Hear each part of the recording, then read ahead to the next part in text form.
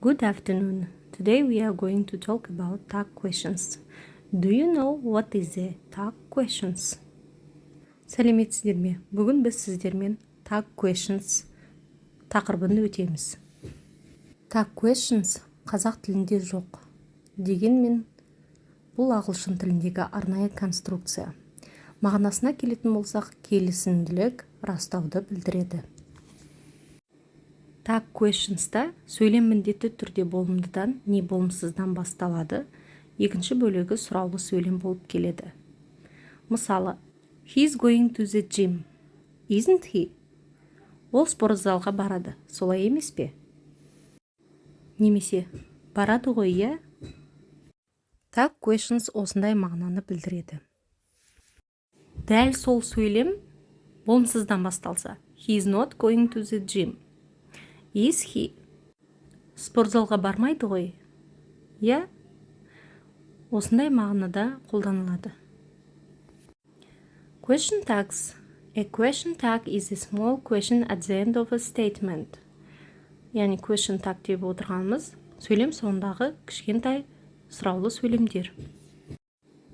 Question tags are used when asking for agreement or confirmation.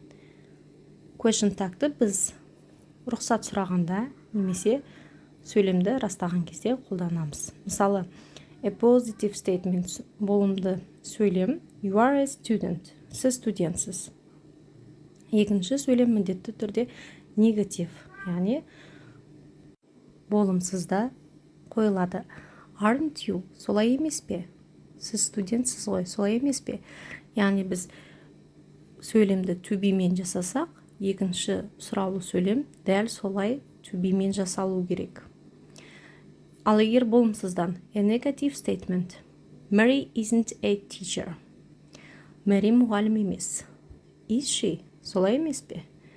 Қарап отырсаңыздар to be мен сөйлем жасалды, to be де сұрақ қойылып отыр. Intonation and the meaning. The intonation of a question tag shows the exact meaning of it. If the intonation of the question tag goes up, it means you are not sure and you want to know the answer. Question tags ағылшын тіліндегі сұраулы сөйлемдердің бір түрі. Яғни біз интонацияға да мән беруіміз керек. Егер біз жоғары айтып жатсақ, ол біздің міндетті түрде жауабын білгіміз келіп тұр деген мағынаны білдіреді. Егер төмендетіп айтып жатсақ, біз информацияны, ақпаратты жай тексеріп жатқандығымызды білдіреді. John doesn't speak Spanish. Does he? John испанша сөйлемейді, солай емес пе? Яғни біз көтеріңкі айтып тұрмыз. John doesn't speak Spanish. Does he? Жай ақпаратты тексеріп жатырмыз. Сөйлей ала ма? Жоқ, сөйлей алмайды ма? Мына кестеге назар аударайық, бұл маңызды. Present be, яғни to be де тұрса, she's American болымды сөйлем. Question tag'та біз isn't she болымсызда қойылып тұрмыз, иә? Немесе болымсыз сөйлем басталса, she's not American, tag questions болымды түрде қойылады, яғни is she. Біз қай шақта сөйлемді жасаймыз, сол шақта сөйлейміз. Мұндай to be етістігін қолданып тұрмыз, сондықтан екі сөйлемде бізде to be болады. Тіпті model present simple'ды қарайық. You study English. Сіз ағылшынды оқисыз. Don't you? Солай емес пе? Екінші сөйлемі you don't study English. Сіз ағылшынды оқымайсыз. Do you? Солай емес пе? Енді modal verbs'тің өзіне қарасақ, he can read this book. Can't he? Ол кітап оқи алады. Солай емес пе? Болымдыдан басталып тұр, яғни болымсыз сөйлемнен басталса, he can't read this book. Екінші сөйлем болымдыда, сұраулы сөйлемі болымды түрде тұр. Can he? Question tags осылай жасалады.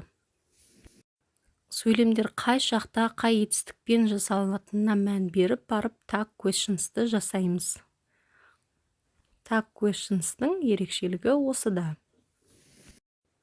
Let's practice, shall we?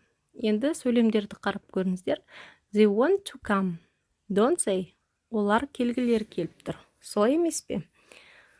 Енді келесі сөйлемдерді қарап, оқып, түсініп көріңіздер. Тақырып түсінікті болды деген ойдамын. Бай-бай.